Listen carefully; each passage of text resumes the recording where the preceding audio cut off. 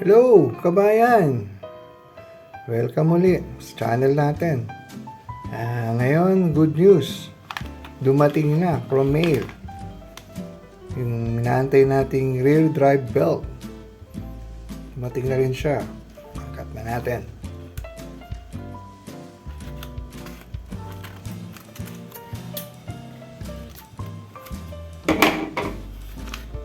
Okay. Open na natin. Pala, galing isa sa RC Scrapyard. Yeah, complete dyan. Pag tingnan nyo sa website nila. Let's see. Okay. May konting mga advertisement. Leave. Yun, ito na. Yes. Yeah. HPI rear belt. 848A yan. Bale. Sa rear drive niya. 180 ang code niya. Na ito ay 60 teeth. Bale. 60 teeth. So ito yung exact na measurement niya para sa likod. Yan. Prepare lang natin. Naka-prepare na tayo. Need lang natin ng cross wrench, Phillips screwdriver, yan, tsaka tablecloth lang, basahan, ano naman. So, simulan na natin. Okay, start na natin. Ito, na-check na natin yung belt.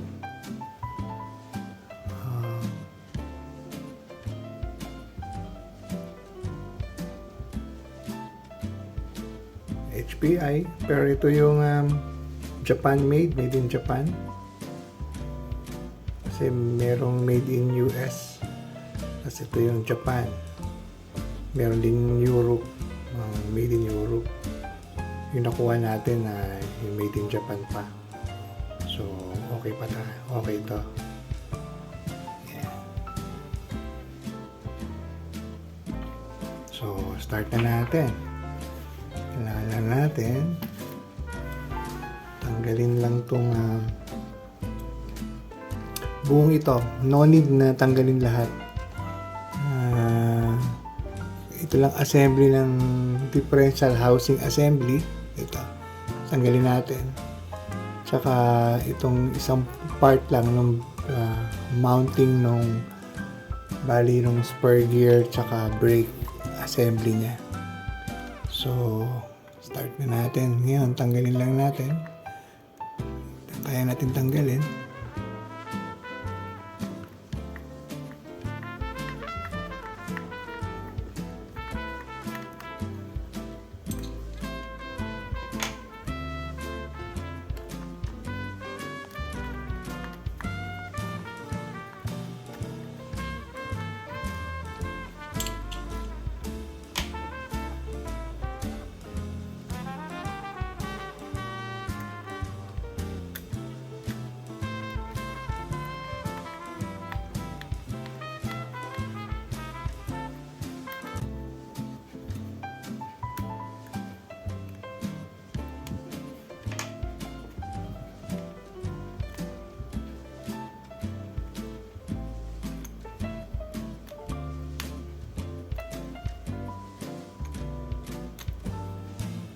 Okay.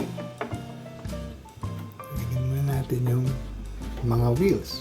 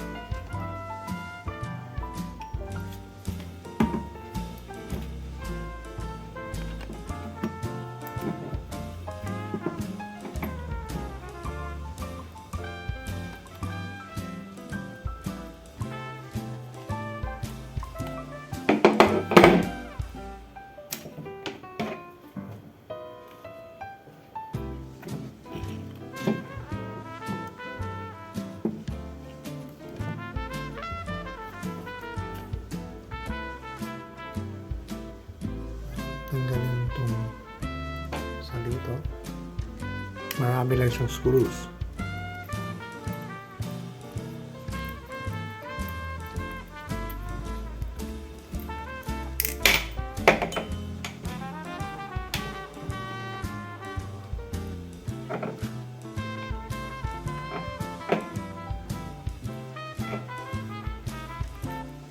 Ganun lang natin.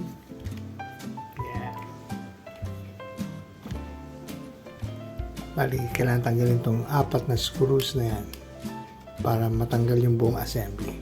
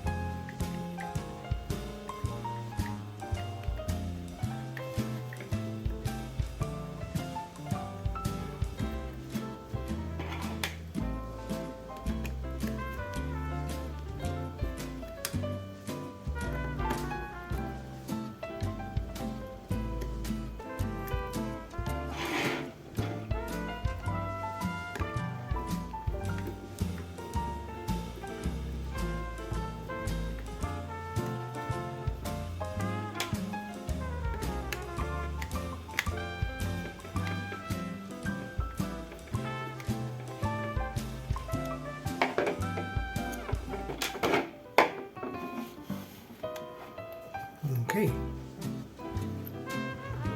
Tanggalin nyo lang. There. Tanggal na. Ito yung differential assembly niya. Tanggal. So, walang tayo ng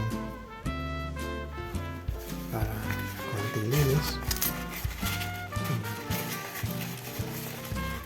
Lilisin nyo lang. Tanggal na rin naman. Lilisin nyo na habang katanggal.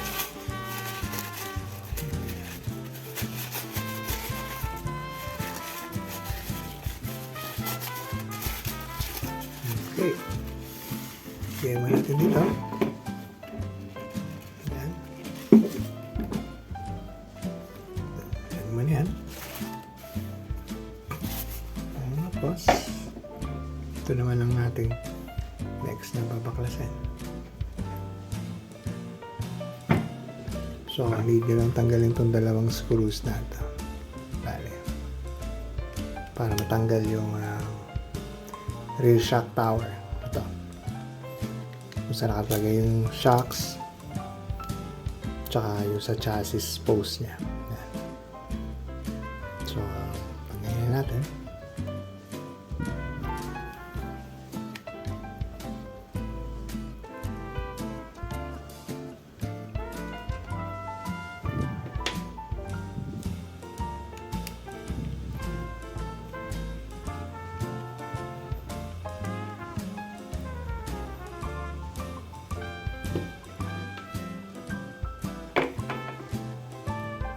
Break nyo lang. Yes. Pag na-break nyo, dahan-dahan lang, layan nyo lang ito. Yep. Yep. Bali, layan nyo lang. Yep.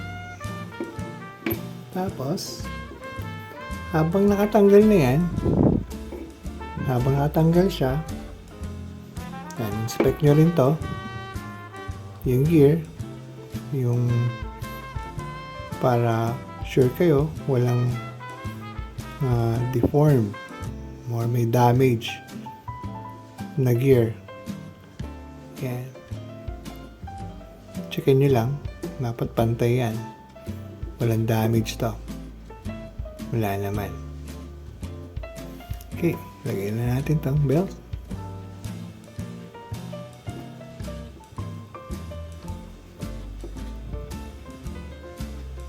Yes. Tapos, lagay lang yung belt. Yan, insert nyo lang sa differential gear. Tapos, balik nyo lang ulit. Same lang. Yan.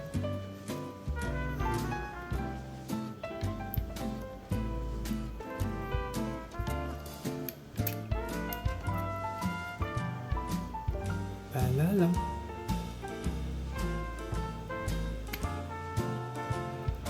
Good. Okay. Tapos, balik ko na to. Yung pose.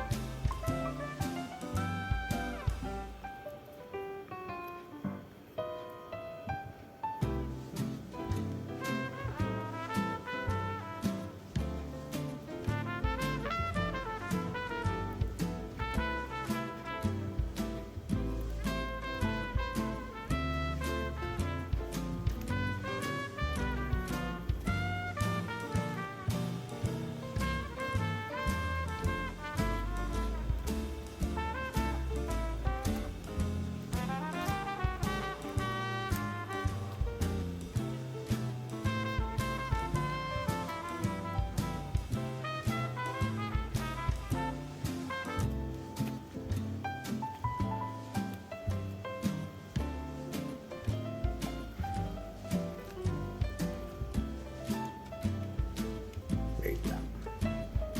Daan natin ng patong siya.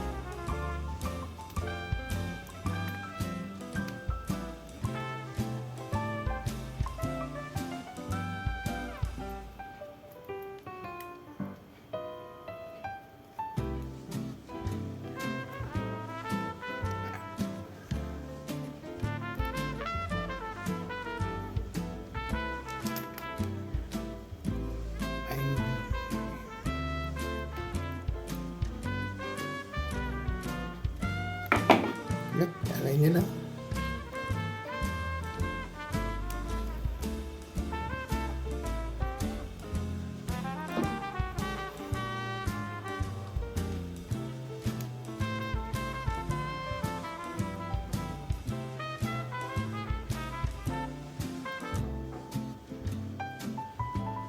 Ayan. Balik na lang yung shock pose.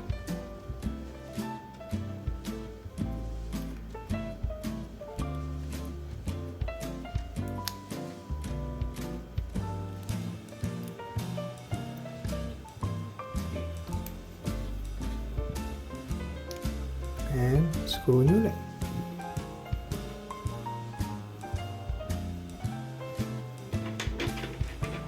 Dalawang screw.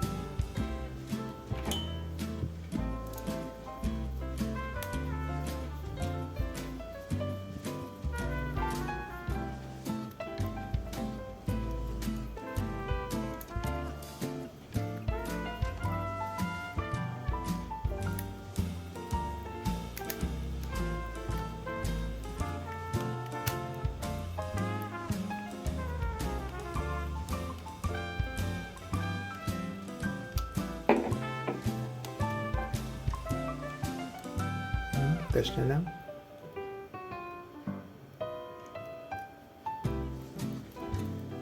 Yes. Now working. Basta parati nyo lang tatandaan, reminder lang parati sa mga nag-assemble, disassembly. Huwag nyo masyado i-over-tighten kasi plastic siya eh. So may tendency siyang loose thread, mabilis kasi plastic. Anyway, pag nag-grip naman yung screw na, naka-tighten naman din na yan. Hanggang kaya nyo lang na i-tight siya. Okay, test na natin. Yan, maandal na siya. So, mabit lang natin yung shocks.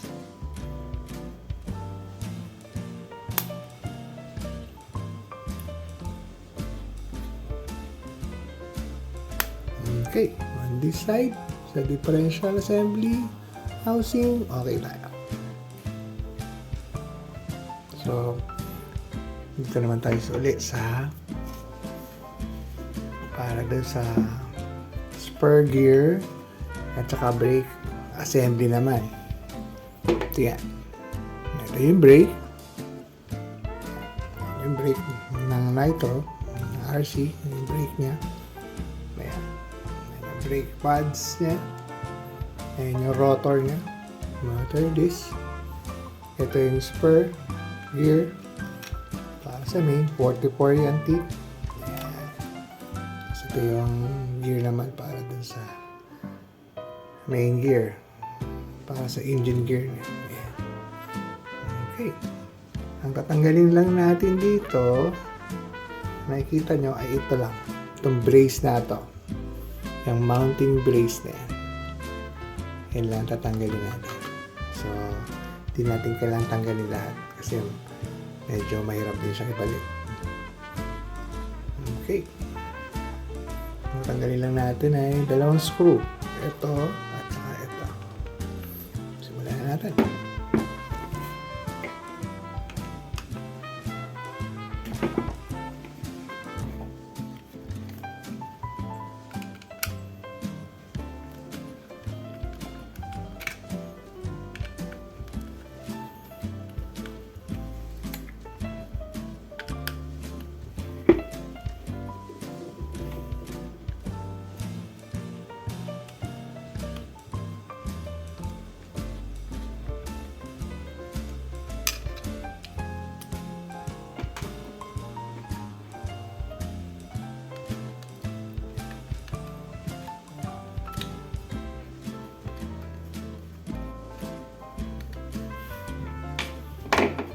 Okay. So, need mo lang tanggalin to, dahan-dahan. Kasi meron siyang bearing dyan. Ayan. May bearing. So, slowly lang. Tanggalin mo lang.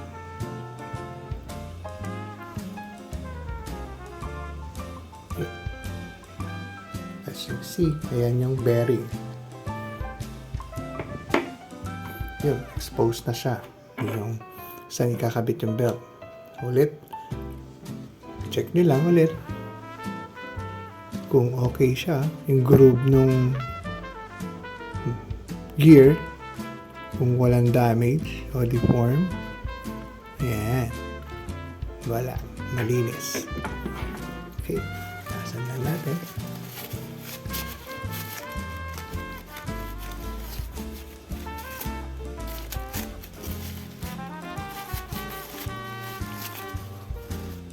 Okay. So, touch na natin siya. Ito medyo tricky.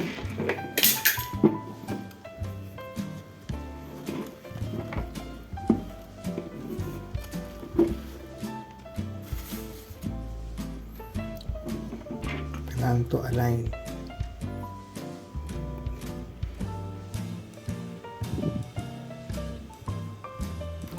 Insert nyo na siya dun sa gear ulit. Yun. Lain nyo lang. Okay. Balik nyo lang ulit yung housing, yung brace, yung spur gear tsaka brake. Ayan, pasensya na. Yan ang mahirap pag malaki mga daliri.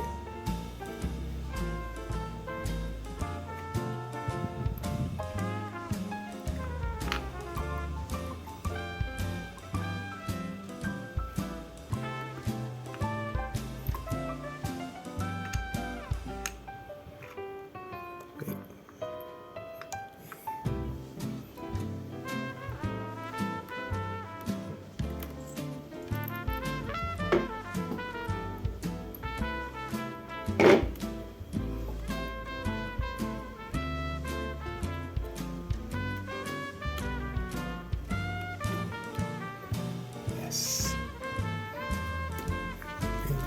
na.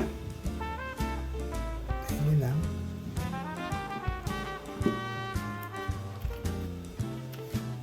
Okay, nakakabit na. So, hanapin lang natin yung screw niya.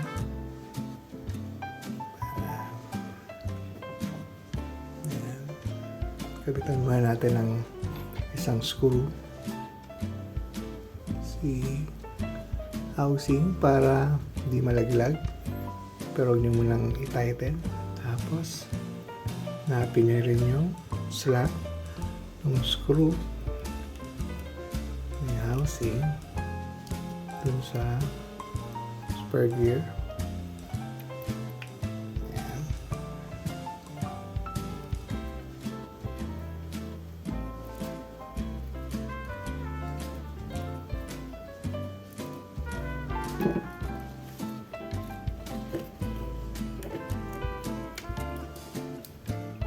Hanapin nyo lang.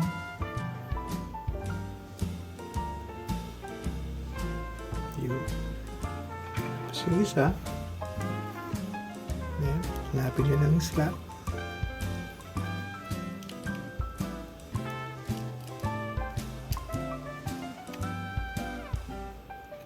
Yes.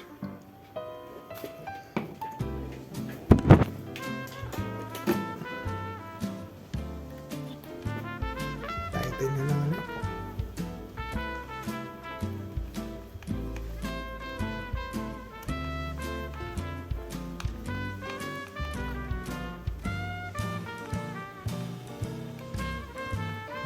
Muli, sabi ko, reminder ko lang, huwag yung i-overten siya.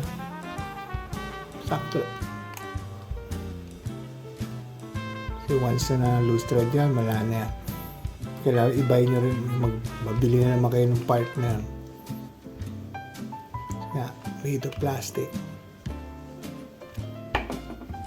Okay. Sabit na natin, test muna natin siya. Yes. So, kabit na natin yung apat na screw ng housing.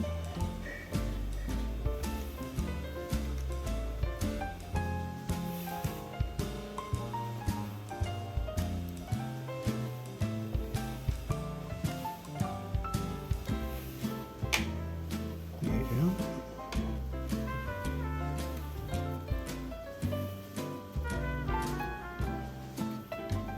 Yes.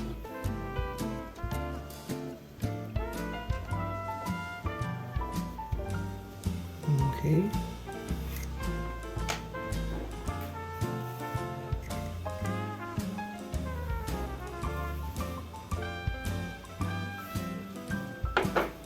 Pitan natin ang konti.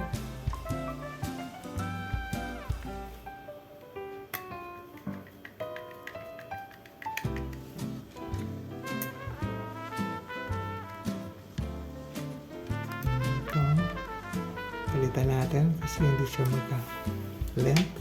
Ito yung isa. Ito yung 18 ng haba.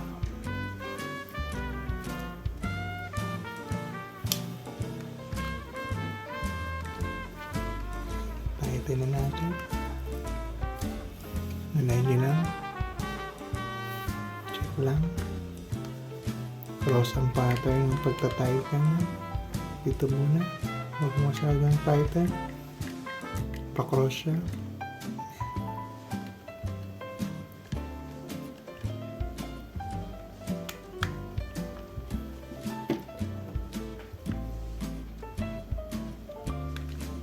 Ulit ulit. Wag over tighten. Sakto lang. Parang hindi rin ma-loose thread yung screw head. Yan. Hirap kasi magtanggal. Anyway, alam ko may vibration pa natin pag ginagamit, dahil na nitro na may vibrate talaga siya.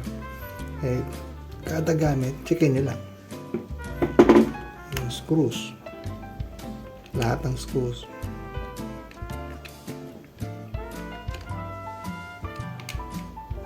Okay, so check na natin. Ayun. 4-wheel drive na siya. See? Iikot na yung rear drive. Yes. Kabit na natin yung wheels.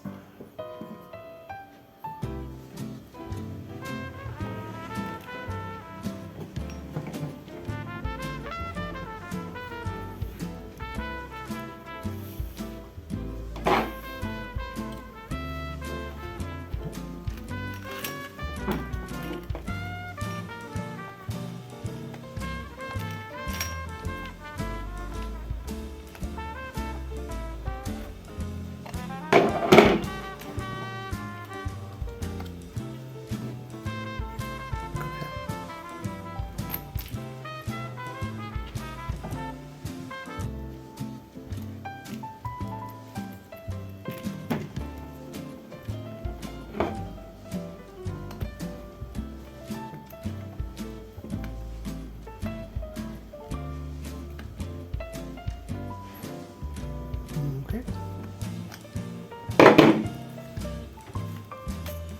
Check lang lahat kung align. Ito yung kinabit natin. Yan yung shop. Kung nakakabit, isa naiiwanan niya, makakalimutan. So ulit ka rin naman. Okay. Ayan na. 4-wheel drive na siya.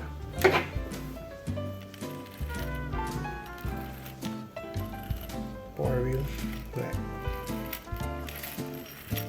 So, ngayon, pwede natin siyang gamitin kasi hindi na nagkakaroon ng strain sa belt na ito tsaka dun sa front belt.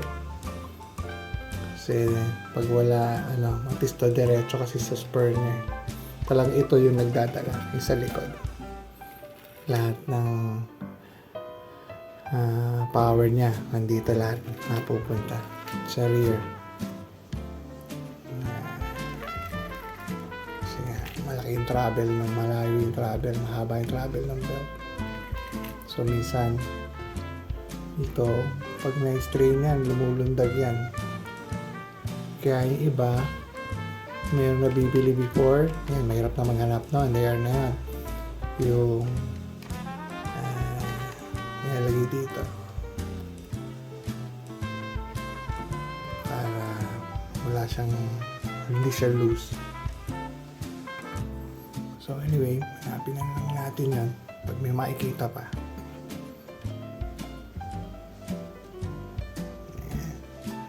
Yan. Sana makakita tayo ng pulley dito. Ayan. May pulley yan dyan. Nilalagay dyan, pulley. Tsaka dito na. May assembly dyan para sa pulley niya. Tension pulley. Ayan, dyan. Okay, balik na lang natin yung mga screws pa. So, okay na tayo.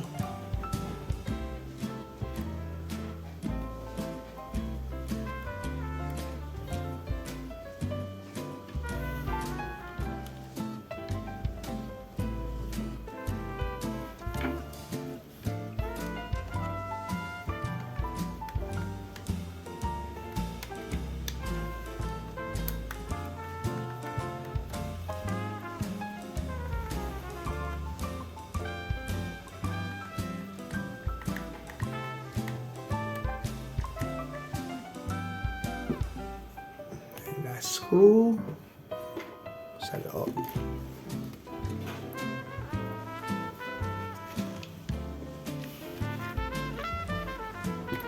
Which is, sabi kasi kamali tayo.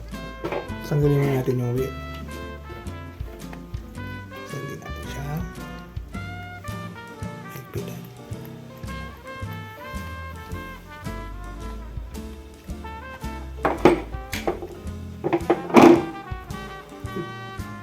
Kita na.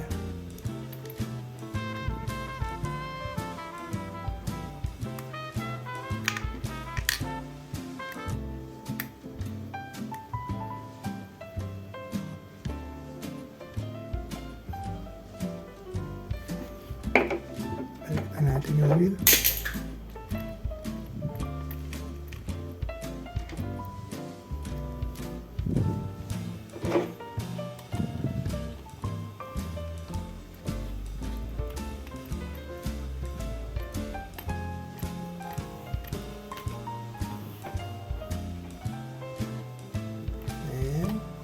tapos na. Kompleto rin natin lahat ng belt.